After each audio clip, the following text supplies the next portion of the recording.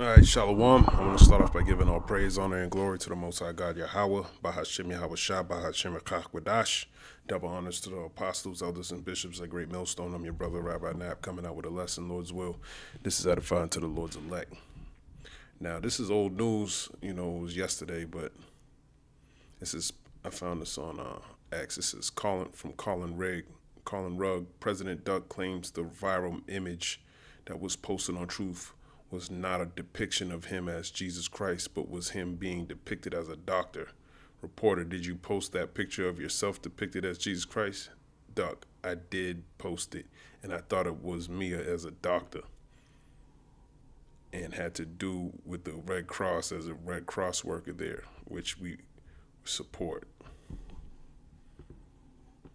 Mr. President, did you post that picture of yourself depicted as Jesus Christ? Well, it wasn't depiction. It was me. I did post it, and I thought it was me as the doctor, and had to do with Red Cross as a Red Cross worker there, which we support. And only the fake news could come up with that one. So I just heard about it, and I said, how did they come up with that? It's supposed to be me as a doctor, making people better, and I do make people better. I make people a lot better. Yeah, right. He just deifying himself. You ain't no doctor. All right. You ain't no damn doctor. You were portraying yourself as Jesus Christ, the Lord and Savior of the so-called white man. Don't lie about it. Job 13:4, but ye are forgers of lies, ye are all physicians of no value. So, even if you thought you were a doctor, you ain't healing anything. You damn sure ain't healing Babylon. That's not the case. So if you think you're doing that, you're doing a horrible job. Jeremiah 51. In verse 9, we would have healed Babylon, but she is not healed. Forsake her. Let us go everyone into his own country, for her judgment reacheth unto heaven and is lifted up even to the sky. So nothing you can do to heal this place, man. We would have healed, but it couldn't be healed. Okay, you try to use quantitative easing. You've tried to, get rid of, try to do it all, man, and it's not going to work. You blamed it on immigration. It wasn't that. You went to war, and it's backfiring.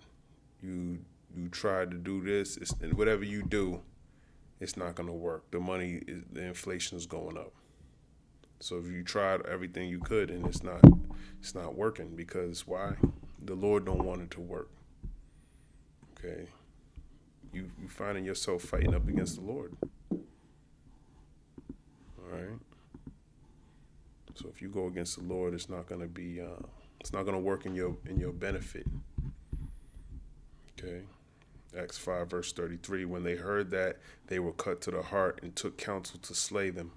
Then stood there up one in the council, a Pharisee named Gamaliel, a doctor of the law, had in reputation among all the people, and commanded to put the apostles forth a little space. And he said unto them, ye men of Israel, take heed to yourself what ye intend to do as touching these men. For before these days rose up Theodas, boasting himself to be somebody, to whom a number of men, about 400, joined themselves, who were slain, and all as many as obeyed him were scattered and brought to naught. After this man rose up Judas of Galilee in the days of the taxing, and drew away much people after him. He also perished, and all, even as many as obeyed him, were dispersed. And now I say unto you, refrain from these men and let them alone, for if this counsel or this work be of men, it will come to naught. But if it be of God, ye cannot overthrow it, lest happily ye be found even to fight against God.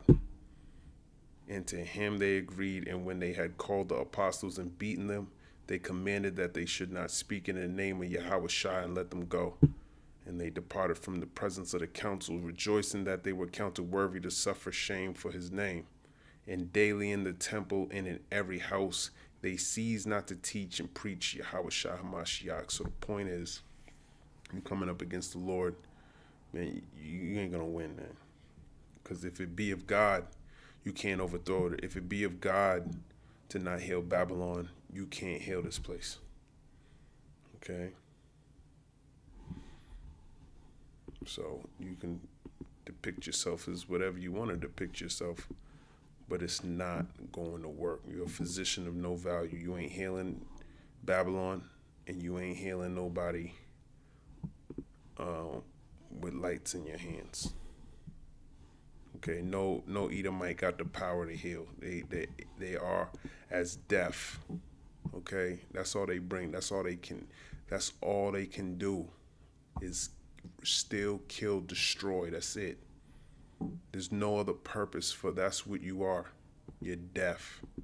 All right, you ain't bringing forth life. Habakkuk 2 verse 4, behold, the soul which is lifted up is not upright in him, but the just shall live by his faith. Okay, but the just shall live by his faith. Unlike Esau, Edom. All right, he ain't living by faith. What does he live by? He lives by the sword. Genesis 27:40. It says, and by thy sword shalt thou live. Okay, this is Esau. That's how he lives. He's not just. He's unrighteous. And what do you see? You see him living by his sword. Habakkuk 2 verse 5. Yea, also because he transgresseth by wine, he is a proud man, neither keepeth at home, who enlargeth his desire as hell, and is as deaf, and cannot be satisfied, but gathereth unto him all nations, and heapeth unto him all people. So that's what he does. Okay, he's never satisfied, and he's enlarging hell. He is as deaf. He can't be satisfied. So he's gonna keep going and going and going until he becomes consumed. Habakkuk 2 verse 6. Shall not all these take up a parable against him, and a taunting proverb against him, and say, woe to him that increaseth that which is not his? How long? And to him that ladeth himself with thick clay, which is going into debt. You know, as a matter of fact, they're talking about the NASDAQ and how many points it's going. It's looking good. Everyone's happy about it. As a matter of fact, I'll go into that right now. Why not?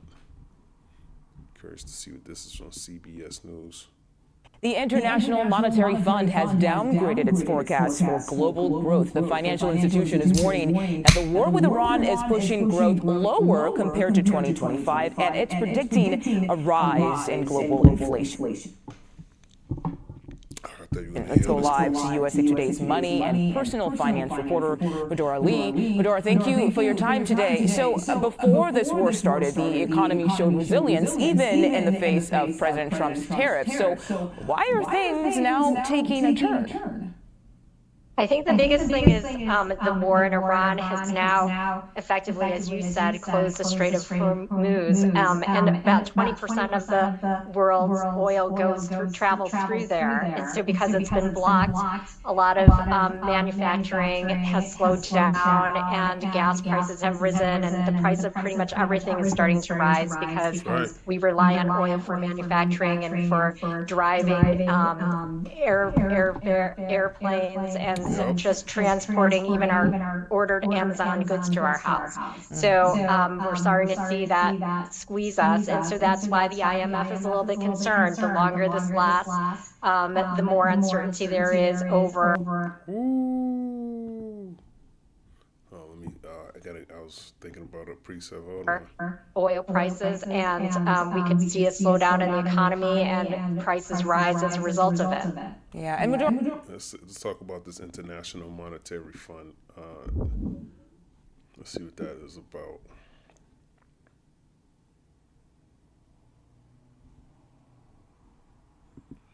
What is the purpose of the IMF, International Monetary Fund?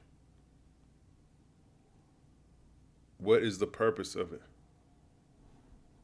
International Monetary Fund, a Washington, D.C. based organization of 191 member countries working to foster global monetary cooperation, secure financial stability, facilitate international trade, and reduce poverty. Established in 1944, it acts as a lender of last resort to countries facing balance of payments crisis, providing temporary financing to prevent economic collapse. So that's them working together.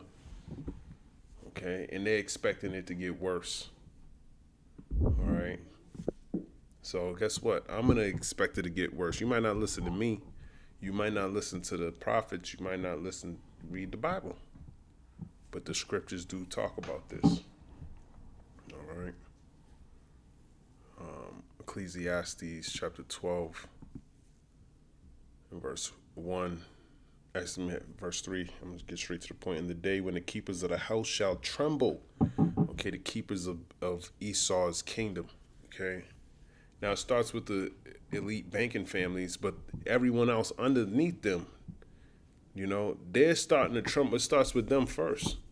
The elites are trembling because the men of the Lord are on the highways and hedges. Okay. They understand that, okay, they understand Judith the 5th chapter pretty much where, if we keep them sinning against their Lord, then we can do what we need to do. But if their power be with them, then now you become a reproach. So they're really scared about the Lord. But these other economic, IMF, for example, other businesses, you're looking at GDP, the Fed and all of that, the common folks that are underneath what's really going on, they're starting to tremble because they don't really know everything. Then, the elites ain't really, they give them enough to know without telling them everything. But the scriptures, we know through the scriptures and through faith. So the Lord made us privy to information that otherwise you would have to be in the same rooms with these other people. Okay. Let's finish this up. All right, let's talk about tax season because we've heard the White House touting bigger tax breaks and more money for Americans thanks to the so-called big, beautiful bill. But are the majority of Americans seeing these bigger tax refunds? No, we're not. Well, the average refund has been up about 11% from this time last year. But that's only probably about a few $100s or so, very far from what the White House touted before tax season started, that we were going to see maybe $1,000 or more in our tax refund this year. So we're probably behind that. And then on top of it, there are some things that might be shifting people's refunds. Some of it because of shifting eligibility for some certain deductions and credits, and also maybe a little unevenness in some people's view of the one big beautiful bill that was passed last summer. The biggest tax breaks maybe some say went to upper income folks through the increase in the state and local tax cap to $40,000 from 10. So a lot of people might be in the upper income might be seeing larger refunds than maybe lower income folks. Okay. And for those who have not filed their taxes just yet, by the way, as we mentioned earlier, tomorrow is the deadline, so that gives me anxiety just thinking about that. But what tips do you have for those people? So first of all, take a deep breath. Okay, we still have a little bit of time, not much, but make sure that if you're sitting down to do your taxes, make sure you have all your documents together and organized. That'll help kind of make things go smoother. And then make sure that you really look through all your deductions this year. If you make sure you look at your retirement and your HSA contributions. If you still have a little more you can put in, then go ahead and put that in, because HSA contributions and retirement contributions. Listen, who gives a fuck about all of that? All right. International Monetary Fund predicts rise in global inflation, downgrades global growth outlook. So that's the point. All right. All this doing your taxes bullshit that's exactly what it is. It's bullshit. All right. U.S. hosts Israel and Lebanon for negotiations. See. U.S. hosts Israel and Lebanon. I gotta look into that. I want to look into this. This is going into Pope Leo XIV prostrates himself on the ground to adore the crucifix of Jesus. Let's see what they're doing in this place. It's a tradition unique to Good Friday. The Pope prostrating himself on the ground to adore the crucifix of Jesus Christ. Pope Leo XIV's first time as pontiff.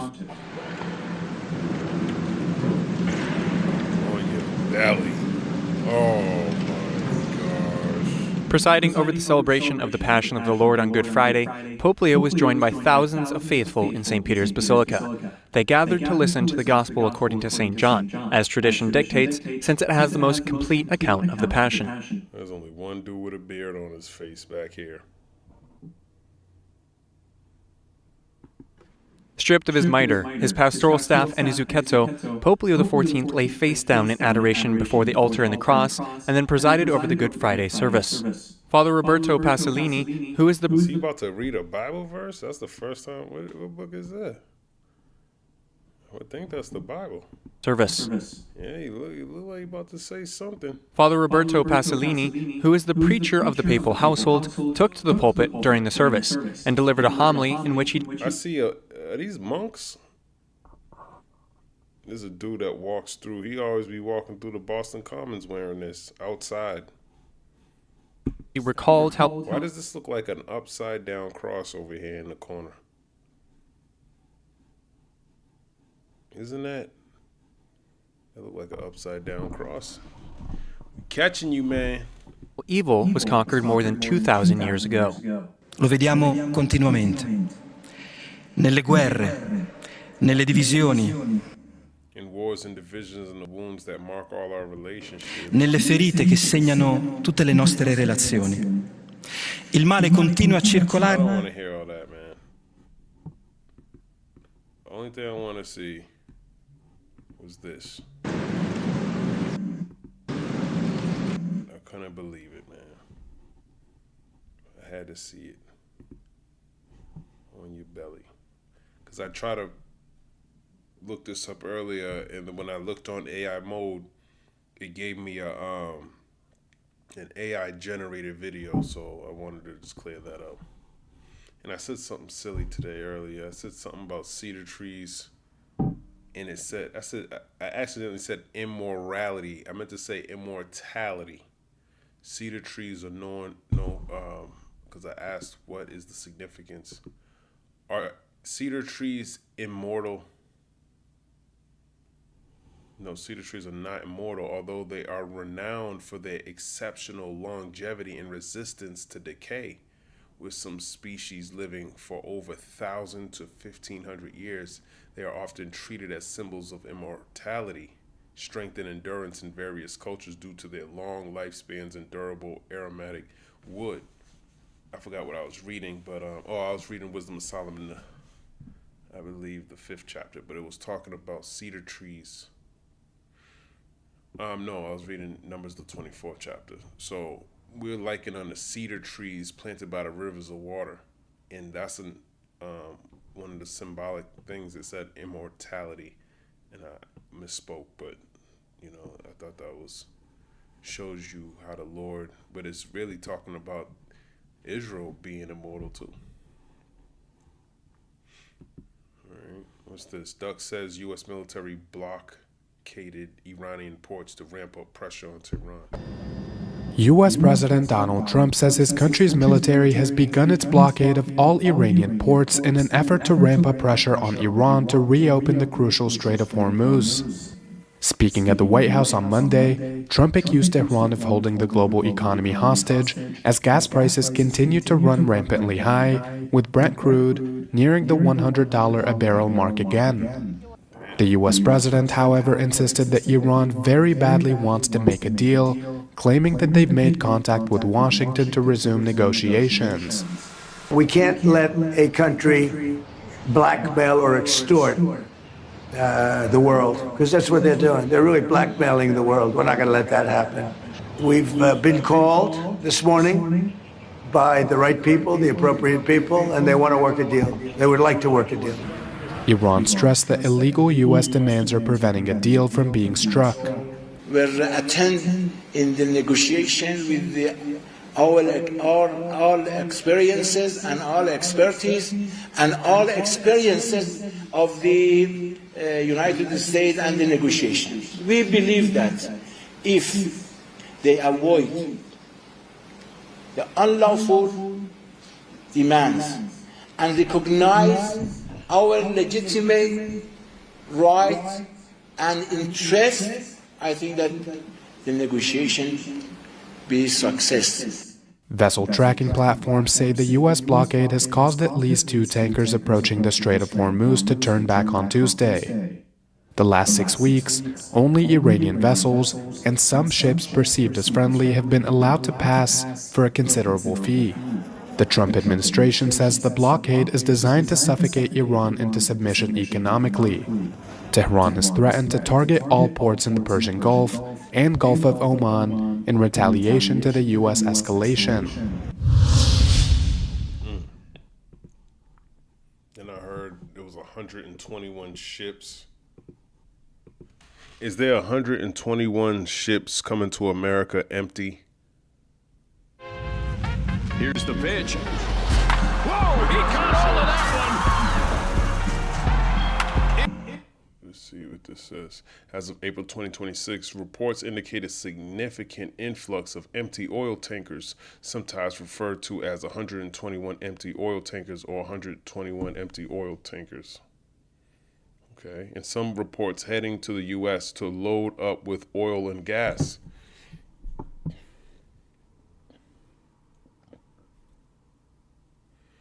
Often attributed to disruption in the Strait of Hormuz, these ships are coming to collect U.S. exports as the country positions itself as a primary energy supplier. So I gotta read this. Yeah.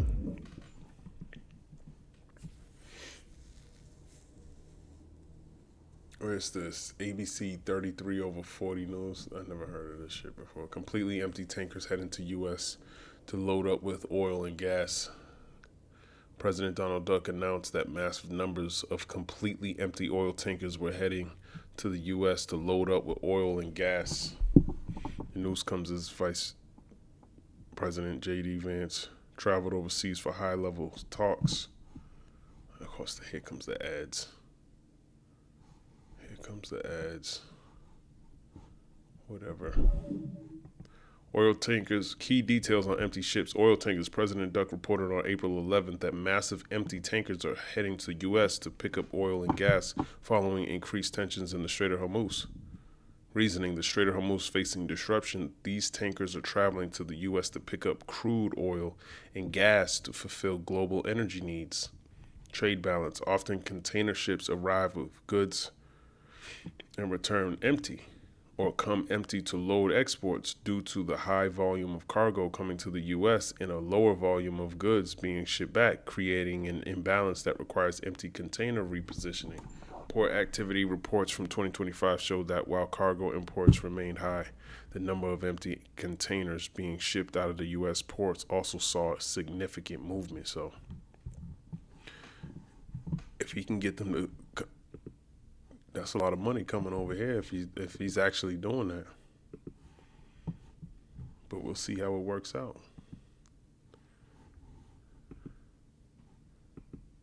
I hear about this. Israel and Lebanon hold direct talks for the first time in 30 years. Washington, marking the first high-level diplomatic contact between the countries in over 30 years. The US mediators acknowledged it's only the beginning of a long process. The Iran-backed militia Hezbollah was not party to the talks and said it would not abide by any agreement. The meeting comes a week into the fragile 2-week ceasefire between the US, Israel and Iran. There's signs those peace talks could start up again, but no plans have been confirmed. Chantal Al-Khoury is in our Washington bureau and joins us now. Chantal, what came out of that meeting between officials from Israel and Lebanon? Well, Gemma, these direct talks between Lebanon and Israel are highly unusual. As you mentioned, they're the first of their kind since 1993. The meeting went for around 2 hours, and it was always highly unlikely that there would be any kind of big breakthrough out of this meeting. But we know that the US State Department has said that both Israel and Lebanon have agreed to launch direct negotiations. The US has also said that they want to continue to mediate between both countries countries and broker any sort of ceasefire. But these talks were missing one very important element to achieving any sort of meaningful progress here, and that was Hezbollah was not at the table. They also said that they wouldn't abide by any sort of agreement if one was made. Israel also said before this meeting that there would be no ceasefire with Hezbollah, and we know that the Lebanese government don't have control over the group and have limited ability to disarm them, which is what Israel is seeking here. We know that when the war in Iran began, Hezbollah joined in backing up Iran by launching missiles into Israel. Israel has since invaded southern Lebanon, displacing more than 1.1 million people and killing more than 2,000. And the Lebanese government have been wanting a ceasefire all along. We also know that Israel's attacks on Lebanon have further threatened to derail an already fragile ceasefire between America and Iran. In the meantime, Chantal, there are some signs that these collapsed talks between the US and Iran could be resurrected. Yeah, that's right. We heard from US President Donald Trump, who is saying that those talks with Iran could resume in Pakistan in the next 2 days. That comes after there was no sort of agreement made at those talks on the weekend between Iran and the US in Islamabad. He's told the New York Post that, quote, something could be happening over the next 2 days and we're more inclined to go there. We know that Gulf, Pakistani and Iranian officials have also said that negotiating teams from both the US and Iran could return to Pakistan later this week. We heard from the Vice President, JD Vance, a little bit earlier about this. Take a listen. Honestly, after 49 years, there's a lot of course, mistrust between Iran and the United States of America. You're not going to solve that problem overnight. But yeah, I think the people we're sitting across from wanted to make a deal. And I know the President of the United States told us to go out there and negotiate in good faith. That's what we did. That's what we're going to keep on doing. So you never know, though. Yeah. Right? I mean, I've sat across from United States senators that I thought I agreed with, and, you know, you don't know what those people, right? I won't say who. You can guess. Meanwhile, the US has continued its blockade on Iranian ports. We know that most ships weren't moving through the Strait of Hormuz because of Iran's closure over a month ago. We also know that the US Central Command says no ships have made it past their naval blockade of Iran's ports, and they've been able to deter ships from going through, turning back around 6 merchants. Chantal Al-Khoury at our Washington Bureau there. Thank you. She was beautiful, but you know, something about them going to negotiate again in 2 days in Pakistan. Is the U.S. going to talk with Iran in Pakistan in the next 2 days? Doug Hintz, U.S.-Iran talks could resume over the next 2 days. Okay. Good to know. All this talking is, you can watch all the talking you want, man, but we already know all of it's gonna escalate. Because nobody's doing anything other than what the Lord wants them to do. All right. And at this time, he's making it. He's having prophecy be fulfilled. All right.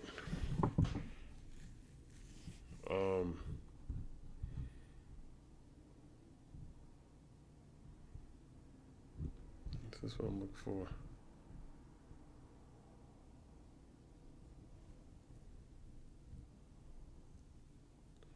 Yeah, let's start up here. Ecclesiastes 36:1. Have mercy upon us, O Lord God of all, and behold us, and send thy fear upon all the nations that seek not after thee. And that's all the other nations. They don't fear the Lord. They don't seek after him. Lift up thy hand against the strange nations. We're talking about the heathen, and let them see thy power. And that power is coming. Y'all are going to see the Lord's power, man. We already see it because we understand, just having this wisdom is a form of power. But not only that, witnessing his judgments come to life, that's a form of power too, because people don't see it as that. They see it, they always give credit to something carnal. It's always something else that's causing these things to happen. But having the wisdom and knowledge and understanding, the Lord's doing it. As thou was sanctified in us before them, so be thou magnified among them before us, right? Be magnified before them among us. Let me see if they break that down a little bit.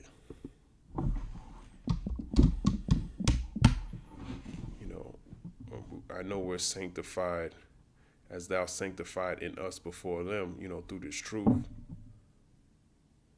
Okay. By giving us this wisdom, knowledge, and understanding. So be thou magnified among them before us. I want to see how that. It asks that God who punished Israel for their sins now acts against enemy nations to reveal his glory.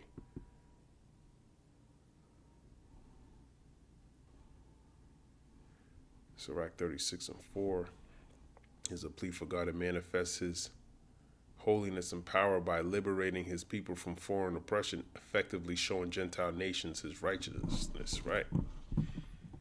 Okay. Context, the author is asking for divine intervention during a time of foreign oppression similar to the liberation of the Israelites in the desert. Show holiness according to tips. This indicates God's liberation of his people in a display of his moral impurity. Magnified before us. This is what I'm looking for. The author is asking for God to make his power recognized by the surrounding nations, changing their mockery into awe, according to the Haydock commentary, right? Magnified before us. And that's what the Lord's going to do. Okay, this is how he's going to get his glory, by exalting his people in the midst of all these other nations, because there's no way in hell you have a chance to be exalted. You don't have anybody talking on your behalf. You're the last person thought of. You're not thought of at all.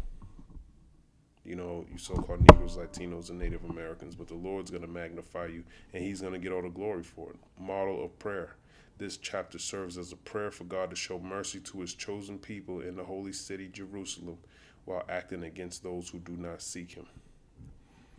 Right. I'm just going to read a little bit more. Ecclesiastes 36, verse 5. And let them know thee as we have known thee, that there is no God but only thou, O God. That's right. It tells you in the book of Psalms, chapter, I think it's 148.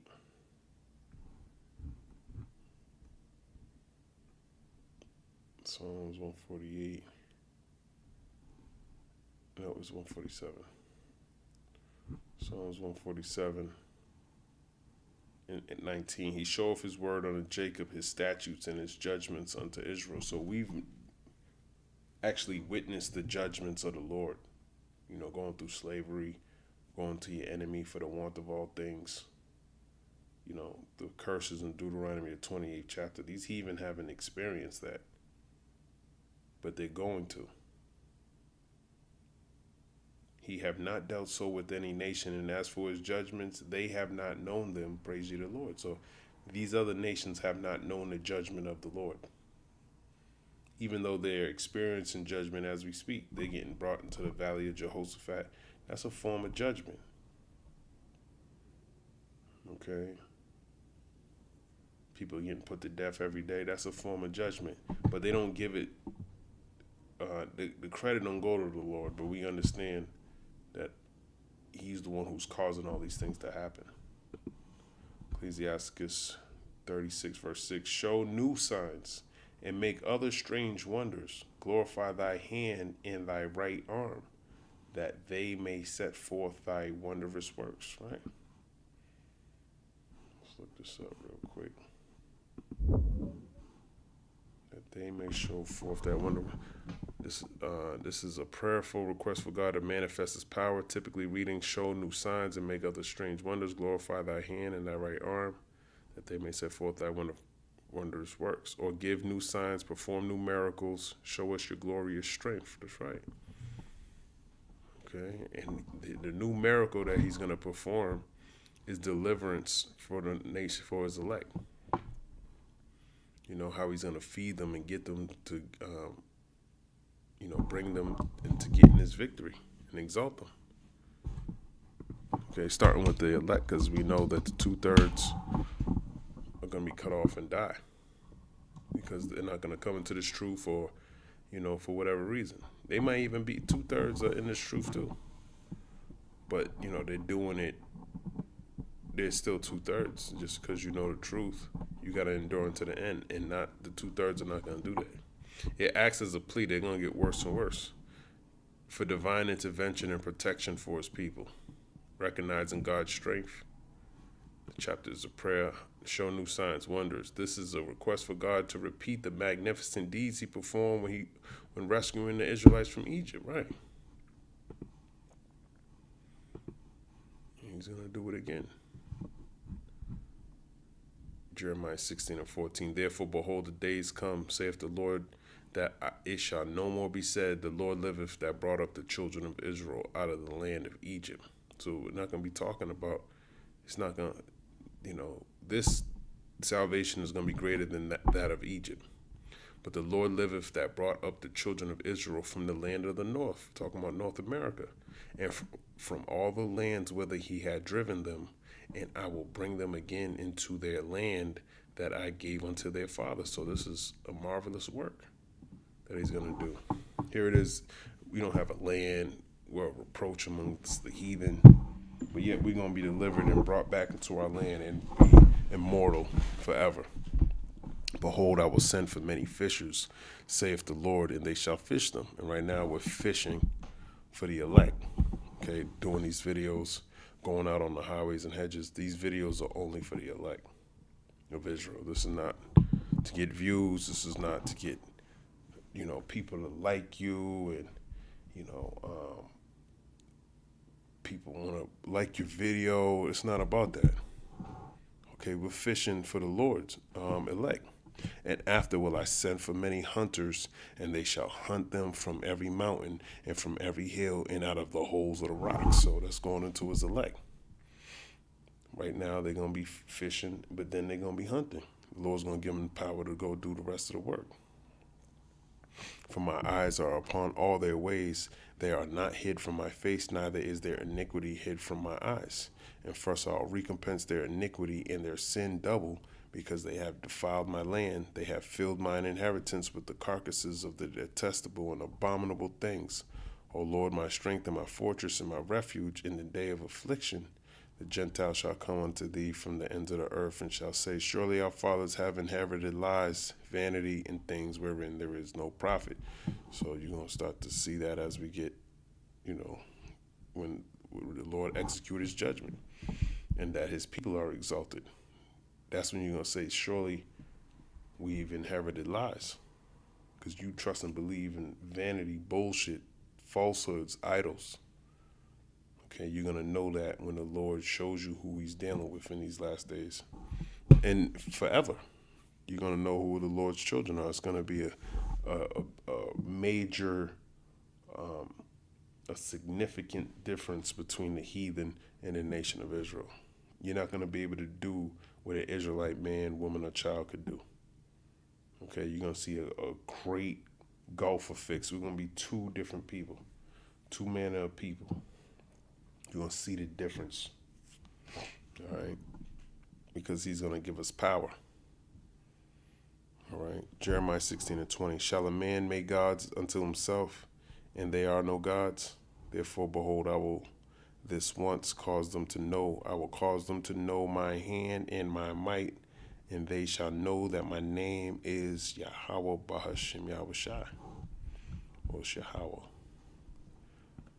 Okay, they're going to know Yahweh in that time when he sends his son.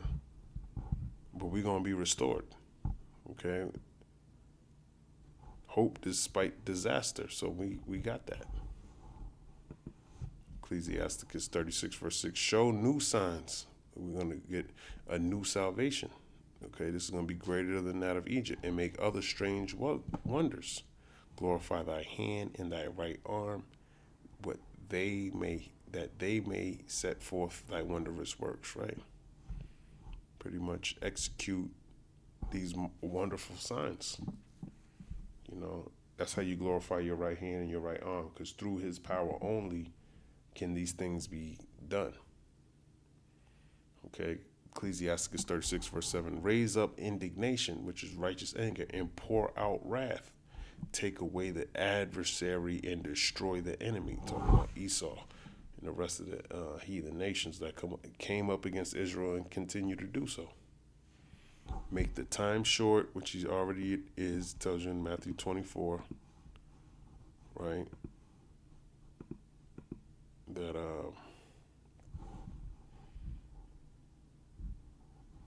Matthew 24 and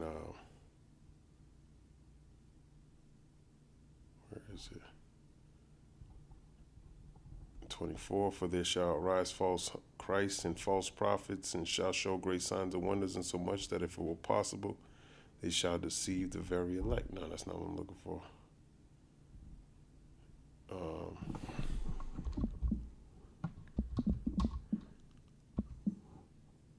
Yep, Matthew 24, verse 22. And except those days should be shortened, there should no flesh be saved, but for the elect's sake, those days shall be shortened. So the days are being shortened for the elect's sake, or no flesh would be saved. So that goes to show you how bad the time we're going to be entering into. Because if he didn't shorten the days, we would all die from what's going to happen. Okay, so he's making the time short for the elect's sake, according to Matthew 24, verse 22. Remember the covenant and let them declare thy wonderful works, right? Okay, let him that escapeth be consumed by the rage of the fire, and let them that perish that oppress the people, right? Okay, so talking about all you oppressors. You know, Esau is the top oppressor down there on the earth right now, but it was these other nations too. Smite and sunder the heads of the rulers of the heathen that say there is none but other but we, right? Smite the heads. Okay, smite sunder means to cut in two the heads of the rulers of the heathen that say there is none other but we. Okay, and so smiting the heads is taking, you know, destroying their leaders. Okay. But it starts really at the top with the elite. Gather all the tribes of Jacob together and inherit thou them as from the beginning, right? Going with the elect first. O Lord, have mercy upon the people that is called by thy name, and upon Israel, whom thou hast named thy firstborn, right? Like he told you in Exodus 4, verse 22.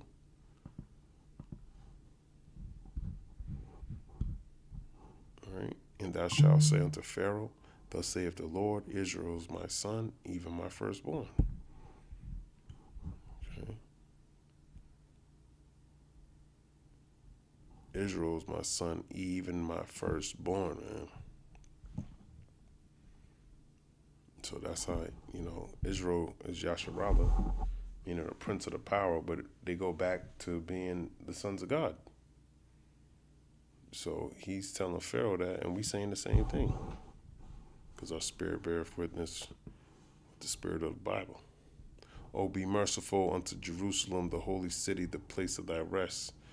Yeah, Jerusalem's the holy city, but a city is made of its citizens, and Jerusalem is a people before it's a place. Okay, and he rests amongst Israel. Fill Zion with thine unspeakable oracles, and thy people with thy glory, right? Oracles going into the prophecies. Oracles in antiquity were individuals, priests, priestess, or holy sites believed to be portals for divine communication, offering prophecies and advice from gods. So the oracles are as prophets.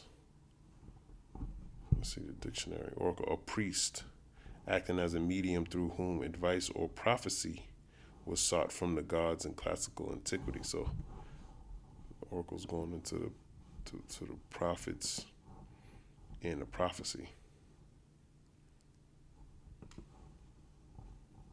Give testimony unto those that thou hast possessed from the beginning, and raise up prophets that have been in thy name, right? And he's already done that.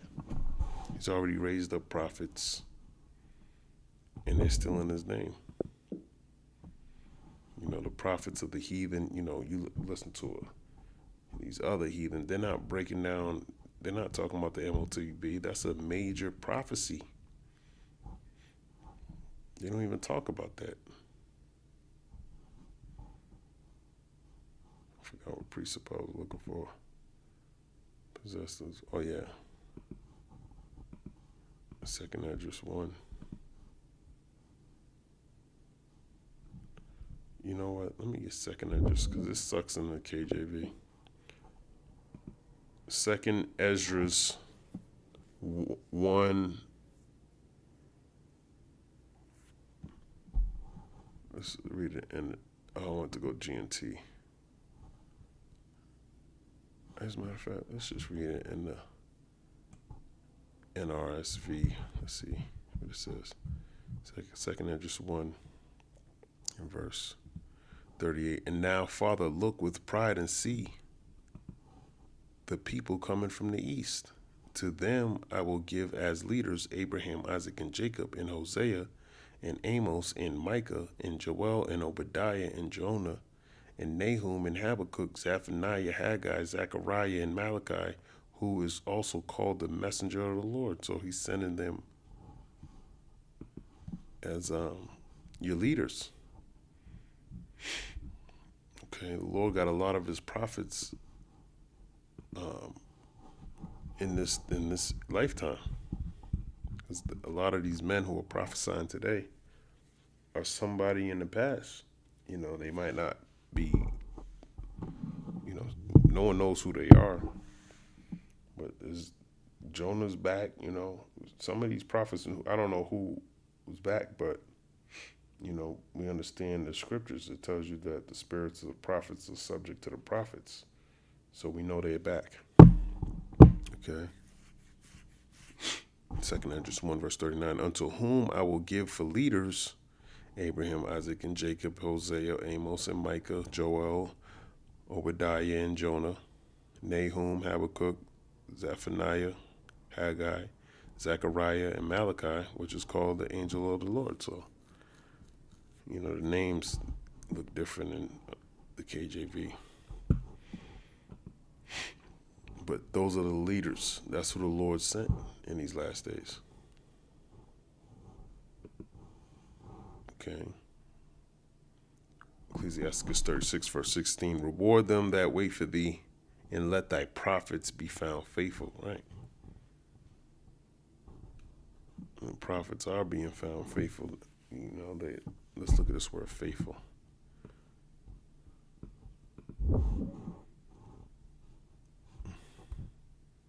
What does faithful mean? Faithful describes someone or something that is loyal, steadfast, reliable, and consistent, remaining true to allegiances, promises, or an original standard. It implies unwavering dedication in relationships or duty, as well as accuracy in representing facts or copies, right? You got to be faithful in this thing, man. O Lord, hear the prayer of thy servants, according to the blessing of Aaron over thy people, that all they which dwell upon the earth may know that thou art the Lord, the eternal God, right? The belly devoureth all meats, yet is one meat better than another, right? And the meat also goes into the doctrine too. There's a lot of different meats.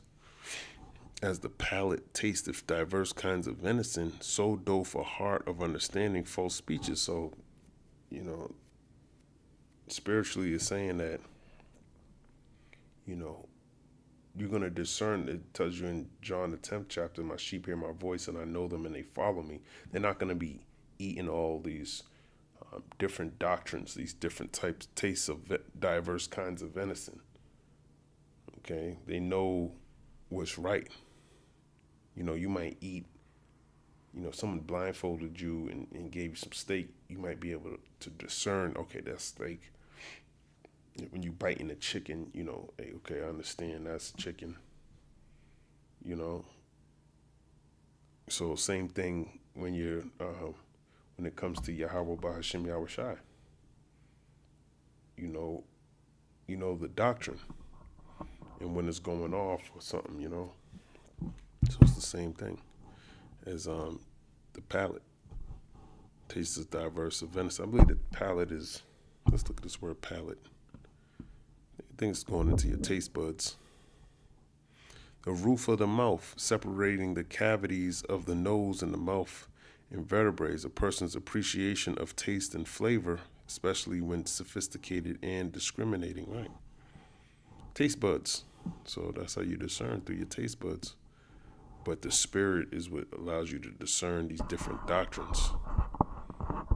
Okay, because my sheep hear my voice and I know them and they follow me according to what the Lord said. You're going to know if somebody's coming correctly in the name of Yahweh Bahashim Yahushua. It's going to resonate with you. Maybe not at first, you know, because you're hearing it for the first time, but you know, you'll understand, you know, when you see how it's broken down. Okay, yeah, that makes sense.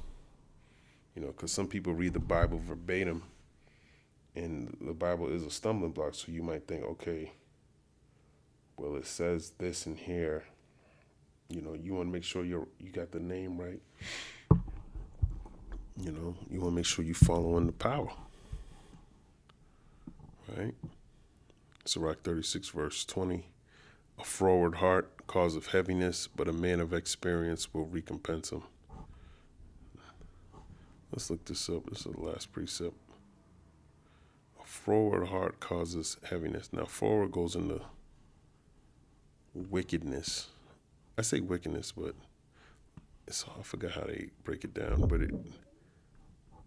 froward, difficult to deal with, contrary. What does froward mean biblically? Perverse, habitually disobedient, contrary, or rebellious against God. So froward means you're rebellious against God. It describes a person or a froward heart that resists guidance and acts in opposition to righteousness, often depicted as turning away from God's ways rather than toward them, which is wicked. But it's a rebellion against God, I just say it's wicked, but that's what it means. A froward heart, okay, a mind that's rebellious against the Lord causeth heaviness, but a man of experience will recompense him. Let's see what this is. A man of experience will recompense him. Defines the highest value of a wife in marriage, describing her as the finest possession, a helper, and a pillar of rest. Am I reading that correctly? No. 36 verse 20, not 24. Calls on God to fulfill prophecies and show his power, emphasizing God's faithfulness to Israel. In other traditions, it refers to wisdom and discernment. The belly will devour all meat, yet one is better than the other. Right, suggesting that just as foods differ, so do the people in words, urging careful choice, right? But a man of experience will recompense him. That's what I'm looking for.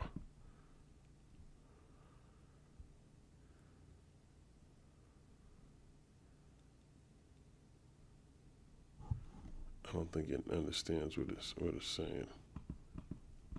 Sometimes it be going off. Let me grab this in chat.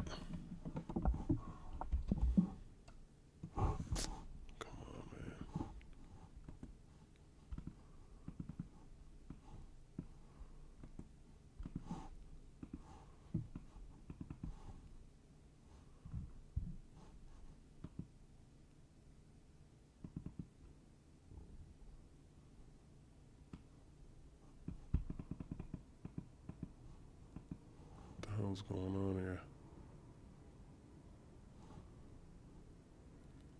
It's just loading.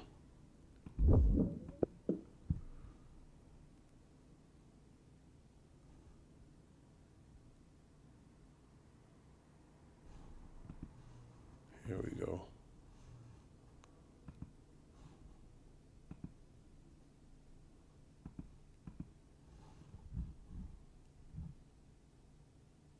know what the hell's going on. It's not.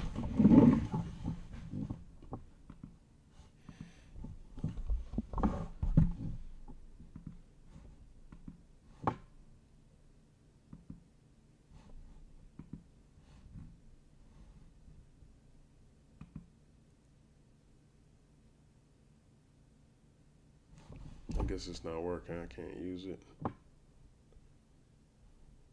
Esau's fucking with me. Let's type it into Google then.